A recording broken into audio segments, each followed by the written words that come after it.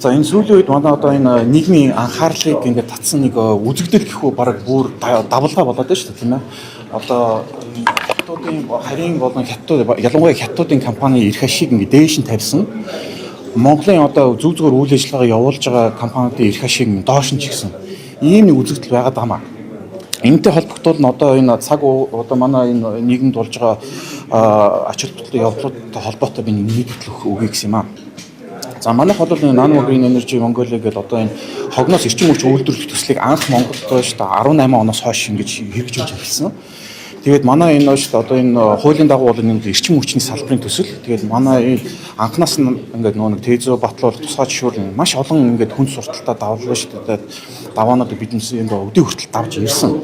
Тэгээд одоо ингээд бүр саяхан нодлон биднес ч худалдаа авах шүү дээ эрчим хүч худалдаа авах талын гэрээг хийгээд ингээд хэрэгжүүлэлтийн бэлэн байдалд яг ингээд үдийд орж ирэхэд ингээд гинт 180 иргэсэн юм шиг ингээд гинт одоо энэ төслийг энэ нийслэлийн хэмжээнд төр хувийн хөвшлээ ингээд гой хуультай гой хууль ингээд хүний бараг нэг чихэн дээр нэг хон хуйлж байгаа юм шиг төр хувийн түншлэлийн хуулиар явуулнаа. Ингээд бол энэ нээлттэй сонголоо шүү дээ сонгон шалруулалт гэсэн механизмаар биднээс энийг явуулна гэд юугаач хийгээгүй хинээч мэдэхгүй Монгол хизээч үйл ажиллагаа явуулаагүй хятадын компаниуд яг биднээс энэ нэг төвшөнд тавьчих байгаа байхгүй юу. Энэ одоо шудрагуу. Энэ одоо биднээс бол манай байгууллага бол энэ төр хувийн түншлийн хуулийн эсрэг бол ямар ч тийм юм байхгүй. Уг нь бол энэ чинь нэг төрийн хүн сурталыг бууруулах энэ бол маш сайн хууль гэж биднээс бодож ирсэн. Гэхдээ энийг одоо тэр нээлттэй сонгон шалруулалт гэдэг механизмаар одоо ингээд олон жил яг ном журмаар нь ингээд хэрэгжүүлсэн төслүүдийг ингээд хойш нь тавиад бүх юм ин одоо ингээд хинийч мэдэхгүй компаниудтай эрх ашиг ингээд тэнцвүүлж явах нь одоо энэ хэр одоо шудраг вэ гэдэгтэр биднээс өнөөдөр дуу хоолойгоо юу яагаад гаргаад явж байна. Сая бол бид ингээд нэг тэр төр хувийн түншлийнхэн хуулийн дагуу ингээд сонгон шалруулалтын явцын дагуу биднээс ингээд юм зам материал цэцэрлэг ингээд бүрдүүлж явж байгаа. Тэгсэн чинь манай энэ салбарын хүмүүс биднээс над руу хандж байгаа байхгүй. Хүчээч одоо юу хийгээд байгаа юм бэ? Энэ бол ингээд чам шиг ингээд бэлэн олон жил явсан ингээд бэлэн төсөл байхад ингээд хинийч мэдэхгүй компаниудыг оруулаад энэ нийслэлийн Улаанбаатар түншлэл мөншлэл сонин компаниудыг ингээд нээсэн эднээс чи энэ хятадын өштэй бараг төслүүд ингээд дэмжээ яваад байгаа юм биш үү гэсэн хардлага над руу ирж байгаа байхгүй. Тэгэнгүүт чинь бид одоо ингээд зүгээр сууж болохгүй шүү дээ энэ чинь. Тэр энэ шугам. Тэгэнгүүт олон жил одоо 18 оноос хавлаад биднес одоо явж байна. Ямар ажлууд хийгдсэн бол маань 7 жил явсан. Тий. За эрчим хүчний төсөл бол хэрэгжүүлэхийн тулд биднес хамгийн түрүүнд тезүгөө ингээд эрчим хүчний яамар батлуулдаг.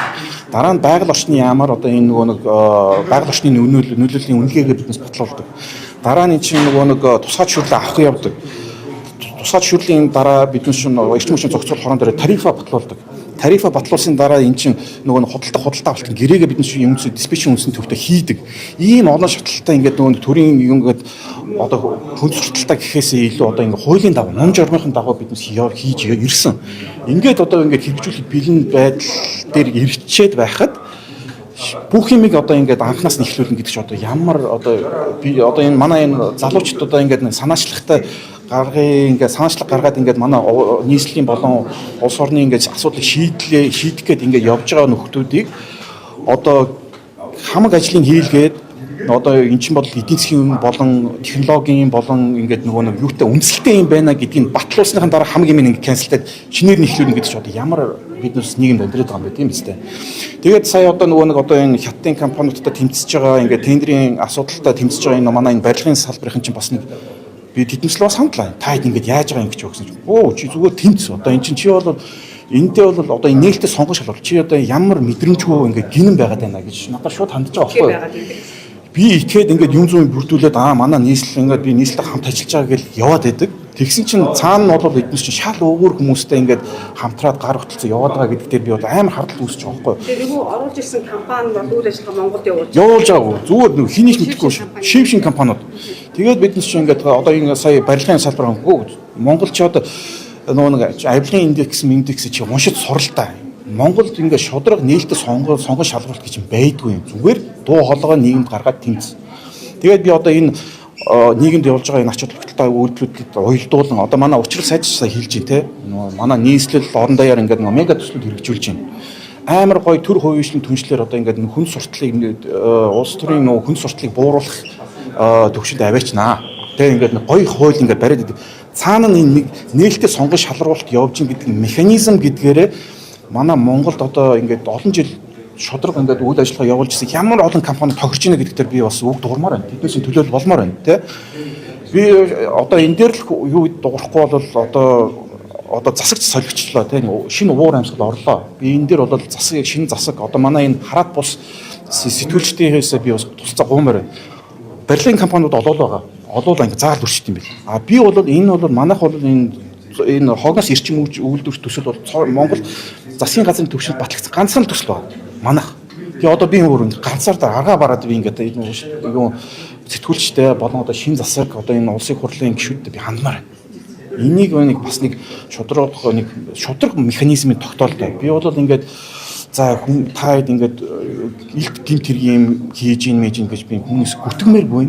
Гэхдээ ингээд жирийн ингээд логикоор бодоод үзэлтэй тийм үстэй. Хүн чинь нэг үг монгол үг хэлдэг үстэй тийм гадагшаа гараад явахсан гэрийнхээ авдрыг эхлээд ухаа гэдэг. Ийм байдлаар одоо ингээд бэлгийн ингээд төсөл олон жил хамтдаа ингээд явж исэн бүх газрын засгийн газрын нөгөө нэг инженер, мэрэгчлэлтэнгүүд, эдийн засагчид нар баталчаад ийм бэлэн төсөл байхад заавалчгүй ингээд урагшаа явж 2-3 компаниг гараар хөтлж оруулж ирээд ингээд дотоодын компанитай ингээд өрсөлдүүлээд биднес юу энэ хууль яагаад байгаад ийм журмууд байгаад ямар яах юм бэ тийм үстэй. Дагуу ажил гэдэг нийслэлийн захаанд юу шаардлага байна. Оо зөндөө. Энэ дэр бол манайх одоо шившний ингээд нэг хаанаас ч мэтийн гараад ирсэн төсөл биш байхгүй юу? Нийслэлийн төвшөнд бүх мэрэгчлэлтэнгүүд нь Ямбатар дарга өөрөө ч гэсэн баг мэдж байгаа. Биднес 2-3-аад уулзсан бүр салон хогны салбараараа биднес чинь уулзсан байхгүй юу? Оюур сайд юм дааж би одоо нөгөө өнгөрсөн засаг дээр би дааж ингээд хандаа юу хөдөлж өгөхгүйсэн. Та чинь баталсан шүү дээ. Энийг яагаад ингэ хөдөлгөхгүй юм бэ гэсэн чинь манай салбарын нэг наадвал чи бүгдээрээ ингээд одоо гэр бүлийн холбоотой уялууд мэлэж гэлүүд те ингээд тэнгуү чинь би ёо хийж ямар хэцүү юм бэ? Энэ одоо би бас гэр бүлийн шалах хэрэгтэй юм уу? Тэгжээж би одоо энэ дарга нараа хөдлөх юм уу? Тэгжээж би дэмжлэг авах юм уу? Ийм нэг аюу хувьш ингээд ойлгомжгүй юмнууд ингээд үүсэж байгаа байхгүй юу? Маш их хардталт үүсэж байна. Би одоохондоо би ингээд илт хэднээс ингээд юу төр хувьшлийн юу баг одоо ийм сайхан хуулийн дагуу байж болно. Гэхдээ энэ хуулийг амар буруу Монголынхаа ард иргэдийн эсрэг ингээд ашиглаад байгаа байхгүй юу? Ийм л юун дээр би одоо өнөөдөр дуу хоолой гаргамаа. За тэгэхээр ер нь хогноос эрчим хүч үйлдвэрлэх одоо энэ нөгөө техник эдийн засгийн эзлэл нь танах гарсан юм байна. Гарсан тэр чинь буруу. Нийгэмд ер нь ямар ашигтай үр ашигтай төсөл юм бэ? Энийг нь хэлж. За манайх өнөөдөр жилд сая 600 мянган тонн үйлдвэрлэдэг. Манай яг энэ юунд нийслэлийн түвшинд. Энийг 95% нь биднес зүгээр болдог. Хогийн зүгээр болдог. За нэг 5% дахин боловсруулалтаар явдаг юм. Энийг би бол өөрөө нөө Японд боловсруулалт эзэмшсэн л дээ. Тэнд бол одоо энэ 95% дахин боловсруулалтаар яваад 5-ын одоо ингээд зүгээр шууд ингээд болдог тийм ээ. Ийм байдлаар би одоо энэ соёлыг энэ хогны менежментийг би нэвтрүүлэх гэж ингээд анх би сургууль соёлоо төгсөөд 18-нд хүрэл энэ төслийг эхлүүлсэн. За энийг л яах хэрэгтэй юм бэ? Тэгээ биднес ч ингээд нэг энэ төсөл маань Монголын түүхэнд ерөөсө хэрэгжүүлж үзээгүй. Тэгэхээр айгүй тийм нэг хуулийн эрх зүйн орчин бүрдээг байсан. Тэн дээр биднес бол эн чинь зүгээр нэг сайдны шийдэх асуудал биш. Дандаа мэрэгчлэн, дандаа инженерч, дандаа шинжилгээ ухааны экспертүүдтэй биднес чинь ингээд тулж ажиллаад. За энийг яаж тэгэж биднес бас 2-3 жил биднес бас ковид талцсан. Ингээд 7 жил үдий өрөөд ингээд за одоо бүр өнгөрсөн жил биднес яг нэг худалдаа авалтын гэрээгээ хийгээд биднес ингэ бэлэн болж байгаа. Одоо шүү дээ энд үйлдвэрийг биднес бий байгуулснаар хогноос одоо баг за одоо олон улсын стандартаар 30-аас 40% нь эрчим хүч болох ёстой гэдэг нь одоо шатаач эрчим хүч болох тийм бодлого байдаг олон улсын одоо нүүби. Энэ дээр биднес уялдуулж л одоо энэ төслийг биднес хэрэгжүүлж ирсэн байхгүй хөгжүүлж ирсэн. Тэгсэн чинь одоо за ингээд байгаль орчны яамтай бол дэмжлэг авсан. Бүх эрчим хүчний яам, эрчим хүчний зохицол хороо, диспетчерийн үндэсний төвд бүгднгээс нь биднес одоо тийшээ очиод хинтэй л бол хинтэй та уулзаж үз. Нэг л хэлнэ. Одоо энэ эрдэм бэлтгэж нэг л залуу гүгээд идэв гэсэн байдалтай. Тэгээд ингэсэн чинь өнгөрсөн нодлоо одоо яг энэ 24 оны сүүлд нэг том хятадд нэг том үйл ажиллагаа шиг арга хэмжээ болсон юм шиг байна. Улаанбаатарт хөрөнгө оруулаач гэж нэг тийм юм. Тэгэл байхгүй нэг хэний танихгүй нэг хэдэн компаниуд орж ирсэн. Хятадын компани. Тэгээд яа одоо энэ чинь шууд зарлал нээлттэй сонгон шалгуул. За яг төр хувьчлын чи би анх баярсан байхгүй. Оо за инженер нөгөө төрийн хүнсэл ингээд шүү алга болох юм байна. Нийслэлтэй хамт ажиллах юм байна гэсэн байдлаар би бол үнэхээр баяртай хүлээж авсан. Тэгсэн чинь нээлттэй сонгон шалруулалт гэсэн механизм оруулж ирэнгүүтээ нөгөө хэд чи яг миний хажууд зэрэг зогсож байгаа байхгүй. Бүгднгээс нь мэдээлэл авна. Ингэж явна. Бүгднийг ингэж өрсөлдүүлнэ. Тэгээд ингэж яах нийслэлийн юм уус бол одоо ингээд засаг нь ингээд дуртай цагтаа энэ юуг хэрэгжүүлдэг юм бол анханасаа хэлэлтэй. Эхлээд таад ингээд сонгон шалгуулалтаар ороод гараад ирчих. Дараа нь таад энэ тусгай шүрлээ хөөцөл. Дараа нь энэ гэрэмэрэнүүдээ хий. Тэ? Тэрийг хийхгүй хамгийн минь хийх чад энэ чи одоо ингээд эдийн засгийн үндэслэлтэй юм байна гэж нотлуулчаад хамгийн эхнийдээ эхлүүлнэ гэдэг чи одоо шудраг мөн үү? Тэгэхээр нийслэлийн зүгээс бол бас Монгол компаниуд найдваргүй чадахгүй мэдэхгүй гэдэг юм ярьдаг. Ер нь одоо тийм няцаалт хийдэг шин. Гэхдээ хамгийн гол нь биднес бол болж мэдэхгүй юм зөндөө Монгол компаниуд зөндөө байгаа л баг. Гэхдээ одоо ингээд нөгөө Монголын соёлыг мэддэг, Монголын нөгөө эрх зүйн орчныг мэддэг те хүмүүс бол биднес баггүй да. Ингээд Монголд ямар байдлаар биднес үйл ажиллагаа явуулахыг биднес ойлгочод олон жил биднес зүгээр суугаагүй шүү дээ. Тэр хогны цаг дээр очиж биднес судлаа хийсэн. Тэр хогн дээр цаг дээр ажиллаж байгаа хүмүүстэр биднес уулзч ярилцж одоо ингэж явал яах вэ? Авчирсан. Тэгээд судалгаа модлогын бүх тэр юуг нь хийгээд ингээд биднес чинь бас нэг үйл ажиллагаа явуулах төвшөндөө очсон байгаа байхгүй юу? Тэгэнгүүт чинь технологийн төвшөнд бол биднес би санал нэг байна. Биднес бол туршлага мөн энэ чинь хизээч хэрэгжиж үзээгүй.